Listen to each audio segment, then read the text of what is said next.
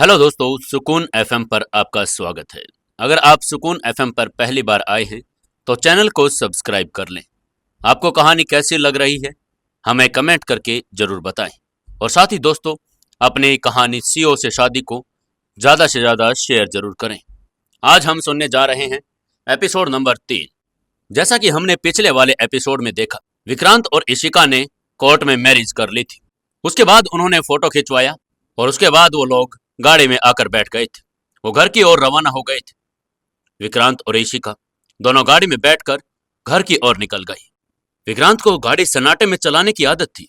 Steering पर उसकी उंगलियां बिल्कुल शांत थी, लेकिन दिल के भीतर एक बेचैनी चल रही थी।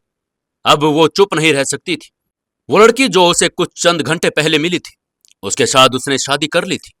उसे सच बताना जरूरी था कि विक्रांत के मन में जो दफन था। ये सोचकर विक्रांत ने कहना शुरू किया। वो बोला, जैसा कि तुमने सुना, मेरा नाम विक्रांत ग्रोवर है। वो बहुत ही धीमी धीमी आवाज में बोल रहा था। इशिका अपने ही धुन में लगातार बाहर के नजारे देख रही थी। जैसे उसे यू विक्रांत की आवाज सुनी, उसने मुड़कर विक्रांत की तरफ देखा।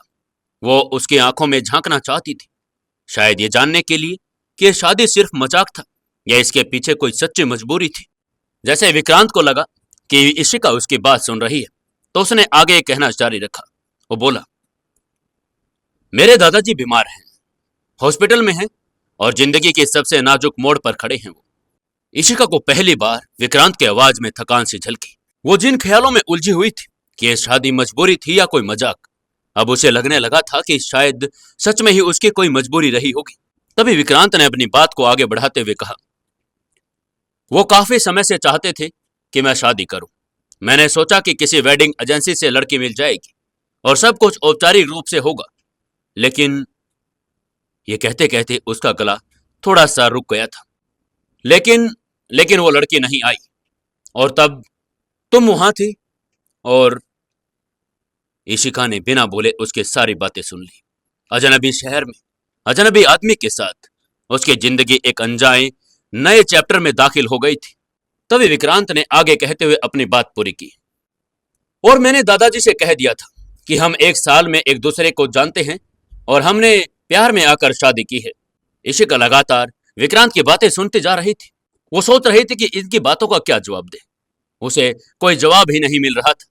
तभी उसने हल्के स्वर में कहा, ठीक है। विक्रांत ने एक नजर उसकी ओर डाली और पूछा, वैसे तुम करते क्या हो? विक्रांत ने उससे पूछ लिया था, जैसे वो जानना चाहता हो कि वो उसकी जिंदगी का तो हिस्सा बन गई थी। अब उसकी दुनिया कैसी होगी और वो क्या करती है, कहाँ की रहने वाली है और अपने काम धाम और उसके माँ बाप के बारे में क्या बैकग्राउंड है। कुछ पल की खामोशी के बाद इशिका ने कहा, मैं एक असिस्टेंट शेफ हूं वेनिस रेस्टोरेंट में। विक्रांत हल्के से मुस्कुराया और उसने कहा, हाँ, वहां के खाने में बहुत अच्छा स्वाद है। मैं पहले भी वहां जा चुका हूं। विक्रांत फिर ये कहकर चुप हो गया। कार में फिर से खामोशी बह गई, लेकिन अब वो सन्नाटा अजनबी नहीं था। उसमें एक नई शुरुआत हल्की सी कसक आ गई थी। दूसरी तरफ विक्रांत के मन में बहुत सारी बातें चल रही थी।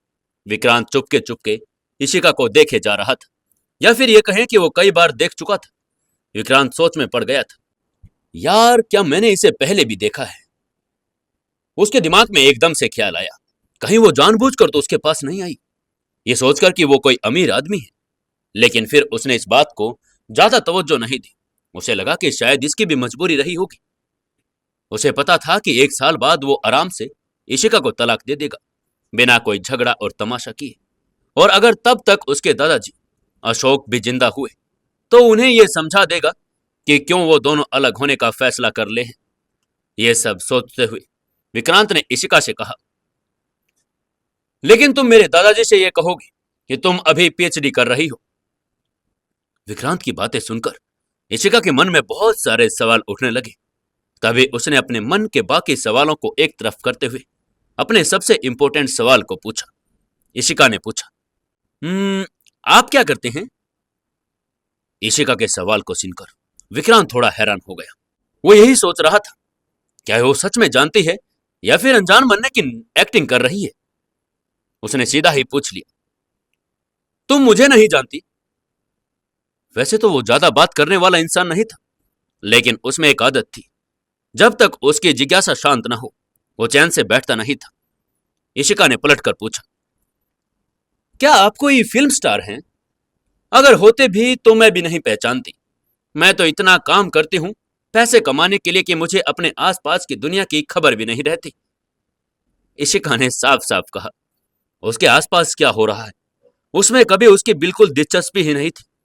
कई बार तो वो किसी सेलिब्रिटी को देखकर भी नहीं पहचान पाती थी, हमेशा अपने काम में मग्न रहती थी। इशिका को फिल्मों में भी कोई दिलचस्पी नहीं थी, उसे तो सेलिब्रिटीज के नाम भी याद नहीं रहते थे। वो जब भी कोई फिल्म देखती आधे में ही सो जाती। उसे पुराने गाने पसंद थे, नए गाने तो बस तभी सुनती थी जब वो बस या टैक्सी में चढ़ती थी। तभी विक्रांत ने जवाब दिया, मैं कोई सेलिब्रिटी नहीं हूं। यह पहली बार था जब उसे कोई लड़की मिली और जो उसे पहचान नहीं पाई थी, वरना तो उसे लगता कि हर कोई उसे जानता है और बिजनेस और फैशन मैगजीन में उसकी तस्वीरें देखकर लड़कियां तो फिदा हो जाती थी। आखिरकार वो इन दिनों दुनिया का जाना पहचाना चेहरा था। हर वीक जो मैगजीन निकलती थी उसके फ्रंट पेज पर विक्रांत का ही नाम होता था और उसी की फोटो छपी होती थी। हमेशा जब भी कोई इंटरनेशनल या नेशनल प्रोग्राम होता तो वहां पर भी विक्रांत का चेहरा सबसे सामने होता था। लेकिन विक्रांत को यह अजीब लग रहा था कि यह लड़की उसे पहचान नहीं रही है। तभी विक्रांत ने उससे कहा, मैं ग्रोवर इंडस्ट्री में काम करता हूं। इशिका ने उत्साह से पूछा, कौन से ग्रोवर इंडस्ट्री में? असल में उसे ग्रोवर इंडस्ट्री के बारे में भी नहीं पता था। उसे तो बस इतना सा ही पता था कि उसने वहां के होटल में असिस्टेंट शेफ की नौकरी के लिए अप्लाई किया था। भले ही उसे कभी सिलेक्शन नहीं मिला, लेकिन हर साल वो फिर से आवेदन करती, जबकि वो वेनिस में वेट्रेस की नौकरी करती रही। विक्रांत ने फिर मुस्कुराते हुए जवाब दिया, सब में। पता नहीं क्यों उसका यह जवाब सुनकर इशिका हंस पड़ी। वैसे भी आज सुबह से उसका मूड ठीक नहीं था, लेकिन विक्रांत की यह बात सुनकर पहली बार उसे सच्ची हंसी आई थी। उसने हंसी में आंसू पोंछते हुए पूछा, मतलब क्या सब में? विक्रांत ने बेहद ही कैजुअली कहा, मैं चेयरमैन का पोता हूं। विक्रांत की बात सुनकर इशिका की आंखें हैरानी में इतनी बड़ी हो गई जितनी शायद कभी हो सकती थी। उसे विक्रांत की बातों पर विश्वास ही नहीं हुआ था। वो झटके में एकदम से चौंक गई और उसने चौंकते हुए कहा, क्या? विक्रांत फिर से हैरान हो गया। उसे समझ ही नहीं आ रहा था कि यह लड़की अब तक क्यों नहीं पहचान पा रही है। उसने तो सब कुछ बता दिया, ग्रोवर इंडस्ट्री का नाम बता दिया और यह भी बता दिया कि वो चेयरमैन का पोता है। उसे अपने आप पर भी हैरानी हो रही थी, क्योंकि अगर कोई और उसके सामने होता तो अब तक तो उसका सब्र का बांध टूट चुका होता। वो हर सवाल का जवाब बिना गुस्से के दे रहा था। उसने फिर दोबारा कहा, मैं ग्रोवर इंडस्ट्रीज का वारिस हूं। इशिका ने फिर पूछ लिया, क्या? क्या? वो ये कबूल ही नहीं कर पा रही थी कि वो सच में एक अरबपति से कानूनी रूप से जुड़ गई थी। क्या सच में अब वो अरबपति विक्रांत ग्रोवर की पत्नी हो गई थी? उसे ये एक्सेप्ट करना मुश्किल हो रहा था। तभी उनकी गाड़ी अस्पताल के पार्किंग में आकर रुक गई। तभी इशिका ने नीचे उतरने से पहले फिर से पूछा, और कुछ है जो मुझे तुम्हारे दादाजी से मिलने से पहले जान लेना चाहिए? विक्रांत ने जवाब दिया, उन्हें लीवर कैंसर है, इस वजह से वो हमेशा थके रहते हैं और ठीक से बोल भी नहीं पाते। बस आज उन्हें नमस्ते कह देंगे और इतना ही। उसे उम्मीद थी कि अस्पताल के कमरे में पहुंचते ही शायद उसे थोड़ी शांति मिल जाएगी, बात करने की जरूरत आगे पड़ेगी नहीं। तभी इशिका ने कहा, ठीक है, और वो अपने बैग में से एक छोटा सा आईना उसने निकाल लिया। उसने खुद को देखा और मुस्कुराने की प्रैक्टिस करने लगी। अगर ये लोग सच में पति पत्नी बनकर किसी को दिखा रहे थे तो उसे दिखाना पड़ेगा कि दो अनजान लोग एक दूसरे से शादी करके बहुत खुश थे। विक्रांत चुपचाप इशिका की हरकतें नोटिस कर रहा था। वो उसकी तरफ देखता ही जा रहा था। उसमें कुछ अलग था, कुछ ऐसा जो वो समझ नहीं पा रहा था, एक अजीब सी आभा जो उसे अपनी ओर खींच रही थी। विक्रांत ने सीट बेल्ट खोलते हुए पूछा, चलें? हाँ, इशिका ने मुस्कुराते हुए कहा। विक्रांत ने कार का दरवाजा खोला और बाहर निकल गया। इशिका ने भी वही किया और दोनों ही कार से नीचे उतर गए। नीचे उतरते ही विक्रांत उसके साइड गया और उसने अपनी जेब से 2 अंगूठियां निकाल ली। उनके बीचों बीच एक हीरा जड़ा हुआ था, दूसरे में छोटे से डायमंड स्टोन सुनहरे बैंड में जड़े हुए थे। तभी उसने उसकी तरफ बढ़ाते हुए कहा, यह रही अंगूठी, उम्मीद है तुम्हें फिट आएगी। इशिका ने अंगूठी पहन ली और उसे यकीन ही नहीं हो रहा था कि यह अंगूठी सच में हीरे की बनी हुई थी। आरा वो जिसे प्यार करती थी, शायद वो उसे एक स्टील की अंगूठी ही दे पाता और कुछ नहीं, और वो भी जो ऊपर से सुनहरे रंग में पेंट की गई हो। लेकिन फिर भी इशिका का दिल अब भी उसी के लिए धड़क रहा था। लेकिन उसने अंगूठी ली और पहन ली। वो उसकी उंगलियों में ऐसे फिट आ गई जैसे उसके उंगली के नाप के हिसाब से ही बनी हो। अंगूठी पहनकर इशिका विक्रांत के आगे आगे चलने लगी। तभी विक्रांत ने इशिका का हाथ पकड़ा और उसे अपनी तरफ खींच लिया। इशिका का हाथ खींचने पर इशिका विक्रांत के सीने से जा लगी। विक्रांत ने धीमे स्वर में कहा, मेरे पास रहो और मेरे साथ चलो।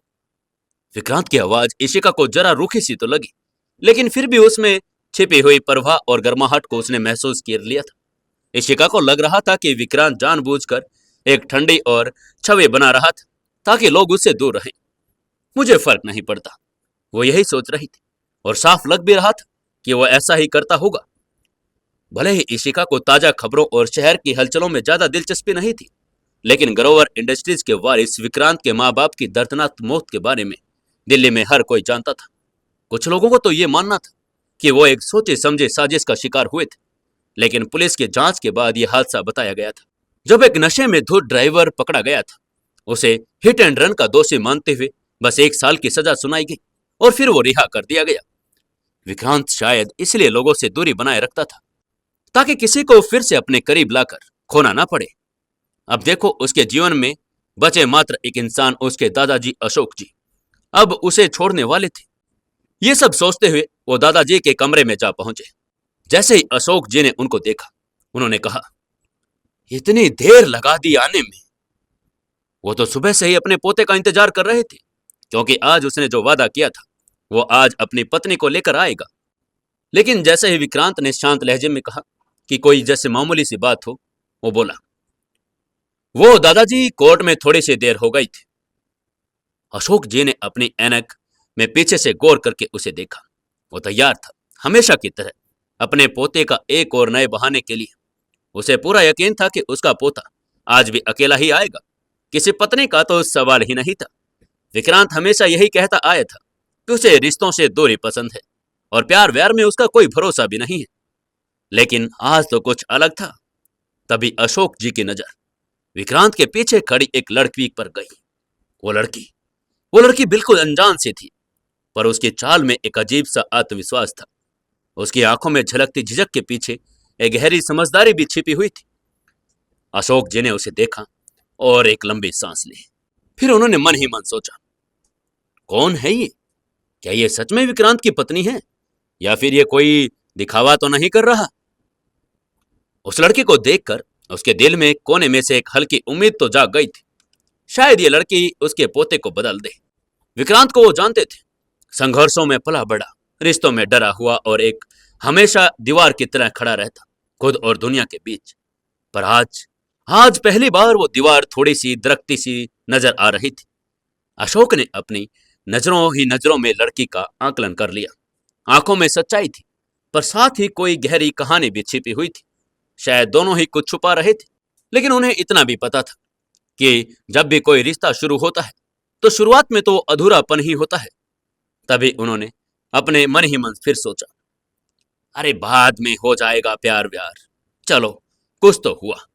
तभी वो हल्के से मुस्कुराए और उन्होंने अपनी रजामंदी दे दी और बोले, तो बहू का नाम क्या है? विक्रांत ने पहली बार थोड़ी सी हिचकिचाहट के साथ उस लड़की की तरफ देखा और फिर कहा, इशिका। नाम सुनते ही अशोक को जैसे किसी पुराने समय की याद आ गई। इशिका, नाम में मिठास थी और शायद किस्मत में भी। वो जानता था कि आगे का रास्ता आसान नहीं होगा, लेकिन कम से कम शुरुआत तो हो चुकी थी। आपको क्या लगता है दोस्तों, ये शुरुआत कैसी होगी और क्या होगा आगे चलकर? क्या विक्रांत को इशिका के बारे में कुछ पता चल जाएगा? कहीं आगे चलकर विक्रांत के दादाजी इशिका को अपनाने से मना तो नहीं कर देंगे? क्या होगा आगे कहानी में? जानने के लिए जुड़े रहिए सुकून एफएम के साथ। दोस्तों, सीओ से शादी आपको कहानी कैसी लग रही है, एक कमेंट करके हमें जरूर बताएं। अगर आपने अभी तक वीडियो को लाइक नहीं किया है तो एक लाइक जरूर कर दें और चैनल को ज्यादा से ज्यादा शेयर जरूर करें।